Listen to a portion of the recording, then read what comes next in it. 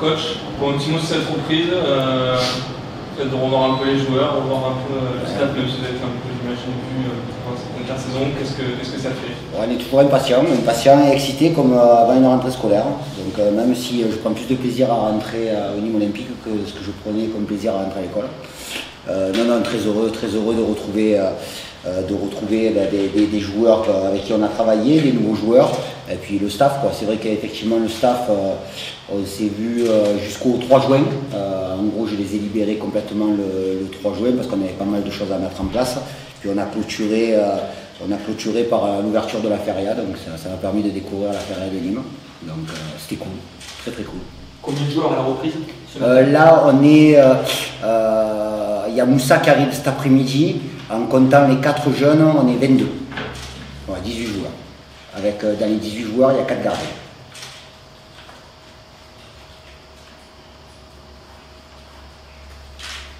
Un mot sur le mercato?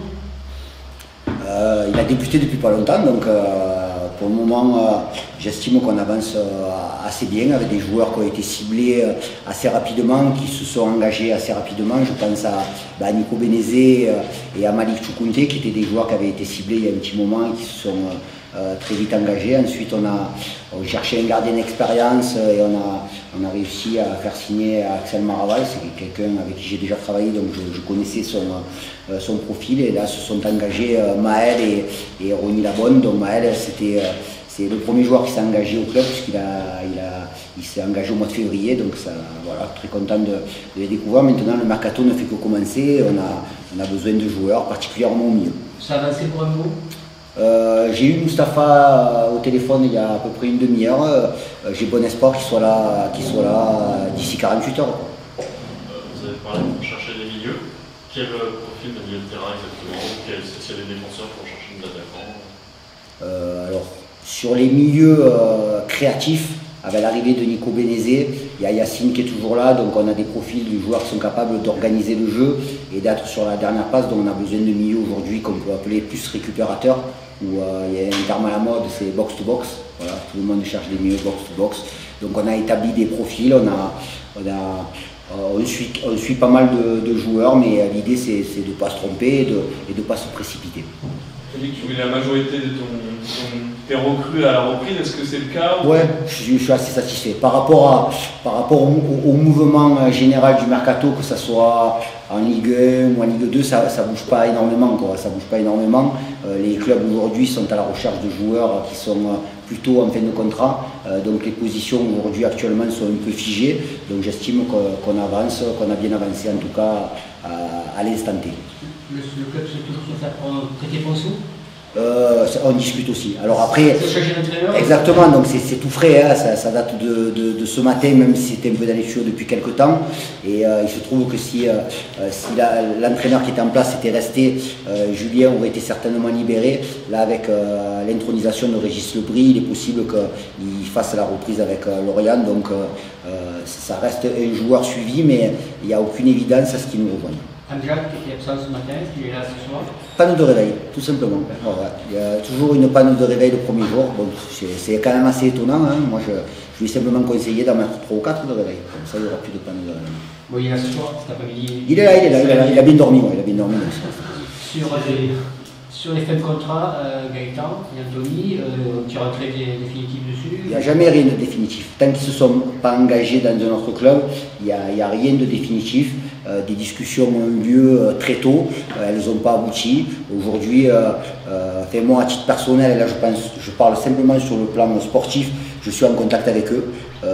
Voilà, j'ai envoyé simplement un message à Gaëtan, Pablo et Anto, parce que vous aviez parlé de l'année dernière du Conseil des sages. Et quand on reprend le 20 juin et que ces 3 garçons ne sont pas là, c'était la moindre des choses de leur envoyer un petit message en espérant les croiser, que ce soit ici ou ailleurs, voilà, tout simplement. Sur les joueurs qui sont en fin de contrat en 2023, oui. Je pense à Fomba, Benrao et Koné. Oui. Quelle est la politique du club avec ces joueurs-là? La politique est très claire. C'est des joueurs qui ont eu des demandes pour partir. On a été à l'écoute de leurs demandes. Maintenant, simplement, on attend les clubs et les propositions. en sachant que le président a été très clair, il n'y a aucune envie de faire des plus-values sur quoi que ce soit, mais simplement que les choses se fassent dans la plus grande des corrections. Donc on est à l'écoute aujourd'hui, ça n'a pas forcément bougé. J'ai une discussion avec ces joueurs-là et je leur parlerai à titre individuel dans la semaine, mais à partir du moment où ils sont là, où ils sont sérieux, où ils sont investis et où ils font leur métier de la meilleure des façons, il n'y a pas de raison s'il y a des opportunités pour eux qui ne s'en aillent pas. Je leur prends souvent l'exemple, alors moi j'étais pas l'année dernière, de Ripard et de Méning qui ont commencé la saison et qui sont partis 1 à 3 et à Rennes voilà, en ayant commencé la saison avec le N. L'enjeu sur des joueurs qui restent neutres, c'est où les vendre ou les faire prolonger, finalement. Pas les garder comme l'année dernière avec Zine, par exemple, il y a des soucis. Ouais, non, ça c'est.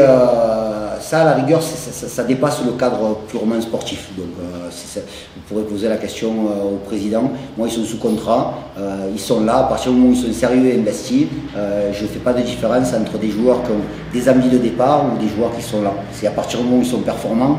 Pareil, il y avait le cas d'Andrés Cubas qui avait des envies de départ pratiquement quotidiennement et qui étaient performants, donc il n'y avait pas de raison qu'ils ne jouent pas.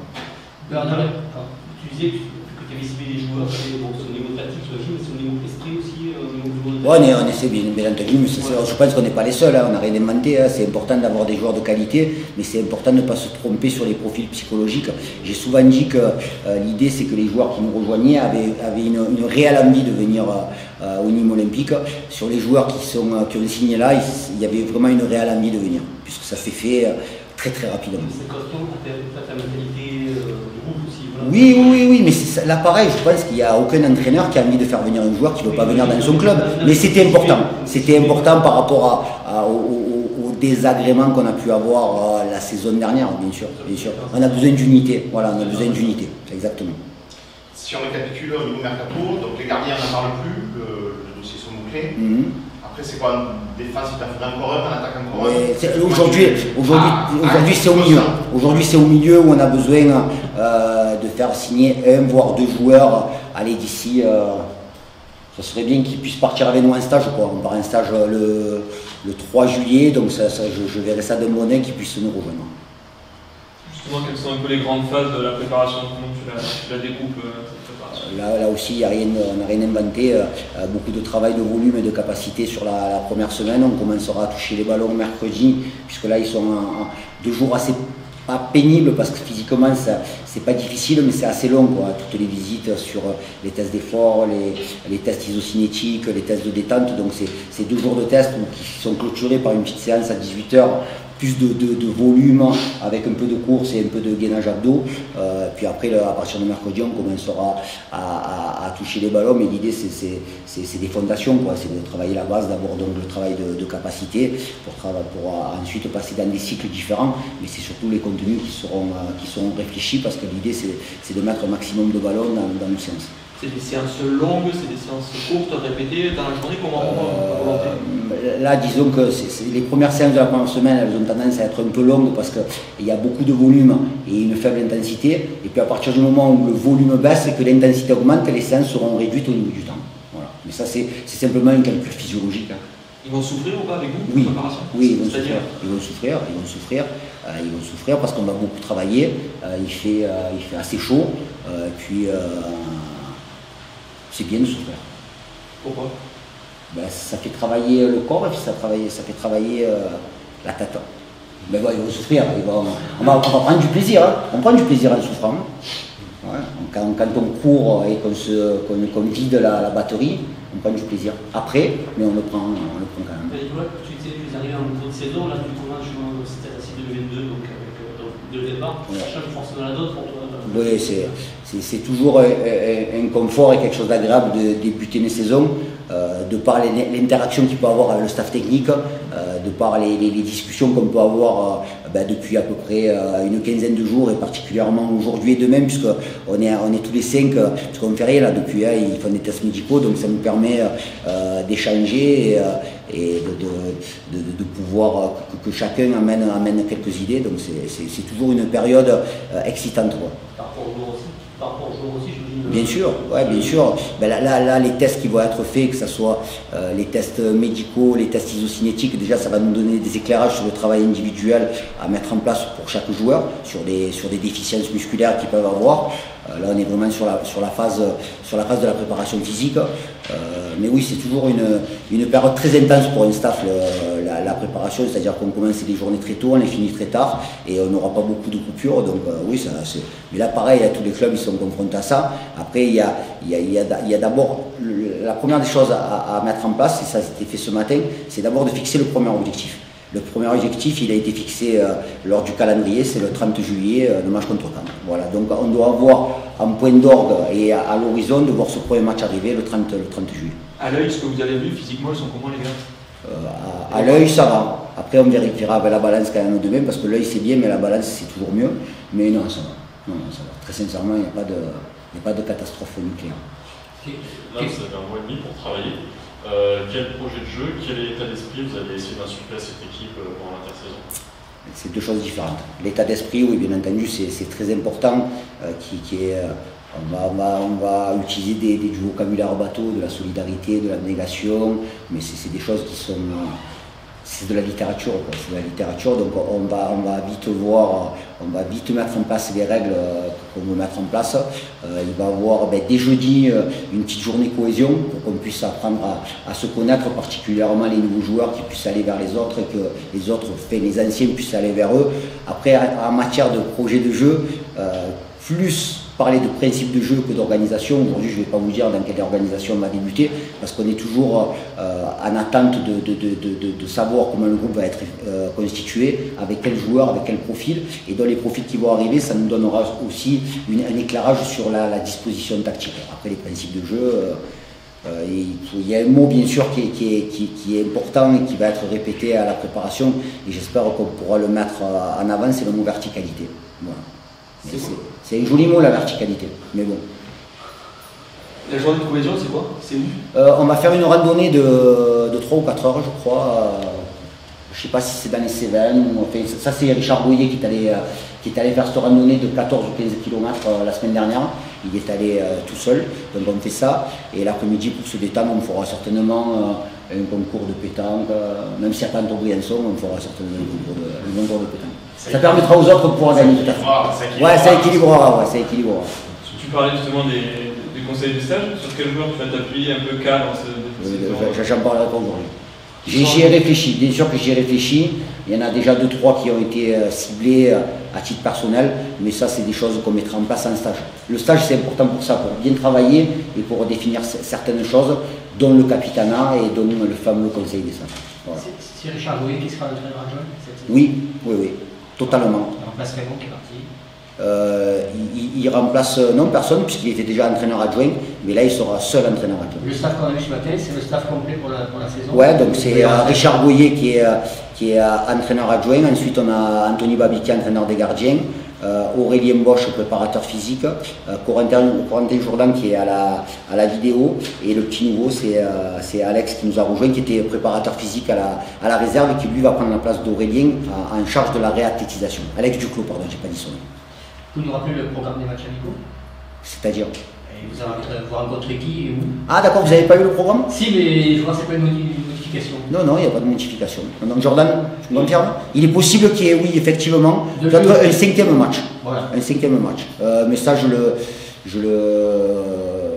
prendrai la décision d'ici la fin de semaine. Bastia, où les jouez-vous? À Malmort. D'accord, j'avais vu à Blagnac. Bon. À Blagnac? Ouais, ça faisait un peu peur. Ouais, c'était un peu loin. C'est le Malmort des Bouches-du-Rhône. Le nôtre, quoi, de Malmort. Quelle est ton idée un peu avec les jeunes? C'est qu'ils fassent toute la préparation avec vous et on avise après. C'est ça, c'est exactement ça. Ils ont le privilège de démarrer avec le groupe pro. Je parle donc des quatre jeunes. Et donc l'idée c'est qu'ils nous donnent envie de les garder dans le groupe par leur comportement, leur investissement et leur qualité footballistique. Qui sont ces 4 jeunes justement? Donc il y a Vincent Malafosse qui est gardien de but. Ensuite on a Ryan Nasraoui qui est latéral gauche.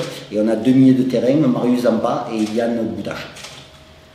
Pour Bénézé, qu'est-ce que ça peut apporter son retour au club? De la qualité technique. D'abord. Symboliquement, mais c'est toujours bien qu'il y ait un joueur qui ait l'envie de revenir dans son club formateur.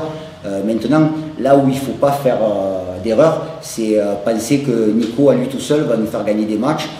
Il va falloir simplement qu'il soit bien entouré, mais il a une grande envie et un grand plaisir de revenir au club. Mais c'est son talent et sa qualité de joueur qui se mettront au service du collectif. On a pu le voir pendant 6 mois, puisqu'il s'est entraîné avec nous pendant 6 mois.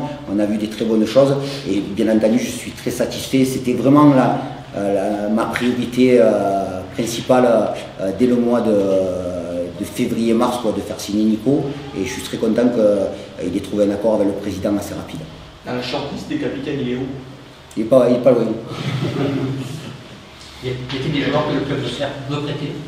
Des joueurs que le club veut prêter. Je suis en réflexion par rapport à ça. J'ai eu quelques clubs pendant les vacances, des clubs de national où on a évoqué un voire 2 profils. Je ne vais pas citer de nom pour pas dire n'importe quoi ou pour pas anticiper certaines choses, mais c'est quelque chose sur lequel je réfléchis. Les profils des recrues toujours français, ce que vous nous avez dit la dernière fois? Pas forcément. Francophone, c'est bien, mais après non, pas forcément. J'ai vu qu'il y avait, j'ai appris on était en contact avec un joueur vietnamien, il me semble. Donc j'étais pas au courant. Donc j'ai été. C'est marketing. Ouais, j'étais pas au courant. Donc je l'ai appris ce matin, mais je connais pas le joueur. Je vais quand même aller voir sur la vidéo, savoir qui c'est ce joueur. Mais Messi vietnamien. Comment? Le Messi vietnamien. Le Messi vietnamien. Ah, ben, je vais aller voir ça dès la fin de la conférence. Le fait que la première partie de saison s'achève le 12 novembre, est-ce que ça change quelque chose pour la préparation estivale? Pour la préparation estivale, non, mais c'est un petit casse-tête dans la planification annuelle. Mais tout simplement, l'idée, c'est par rapport à cette période-là, il faudra refaire une préparation au mois de novembre. Et bien entendu, ça change quelques axes de travail. Ouais, quelques axes de travail. Un stage prévu pendant cette période-là? Fort possible. Au mois de novembre, vous parlez? Ouais, fort possible. Ouais. On n'a pas encore réservé quoi que ce soit ou imaginé quoi que ce soit, mais l'idée c'est ça. L'idée c'est ça, c'est de couper peut-être, je veux pas dire n'importe quoi, mais de couper à peu près entre 7 et 10 jours et de faire une reprise avec un stage pour reprendre un championnat. Je dis pas de bêtises, je crois que c'est vers le 15 décembre qu'on doit reprendre. Je sais pas si j'ai pas le calendrier sous les yeux, mais bon, ça fait quand même une coupure assez importante et c'est quelque chose qu'on découvre, quoi. Donc, stage de soleil, potentiellement. Il y en a assez de soleil. Il y en aura encore. Ouais, il y en aura encore. Dans le Gard, il y a toujours du soleil. C'est une saison quand même spéciale. Il y a 4 descentes, vous avez changé de stade pendant la saison et dans cette coupure en plein hiver, ça va être quand même beaucoup de chamboulements, beaucoup de paramètres à gérer. Ouais. Peut-être 3 non, pas trop. Non, il y en a 3 descentes, je veux dire. Ah oui, peut-être 3 avec Bordeaux, ouais. Il ne faut pas se poser 3 millions de questions quand on est coach. Les seules questions que je me pose, c'est savoir les joueurs que j'ai à disposition, savoir le niveau de performance sur lequel on peut tabler et faire en sorte qu'on soit collectivement cohérent. Après, les autres questions, on se les pose, mais elles sont secondaires pour le moment. Quels sont les objectifs du club cette saison, justement? C'est quoi? C'est la montée? C'est les éloges? La réponse, elle a été donnée juste avant. Championnat très difficile, avec une coupure au mois de novembre, avec 4 descentes. Donc, dans un premier temps, si on parle de maintien, c'est une très très bonne chose. Voilà. Parce qu'il va y avoir des concurrents, il va y avoir des gros concurrents. Tout ça. Donc là, à Bordeaux, on connaît la situation qui est un peu délicate, mais Saint-Etienne, je ne vais pas citer tous les clubs, mais ne serait-ce que notre premier match contre le 30 juillet, je pense qu'on va jouer une équipe qui aura pour objectif de remonter.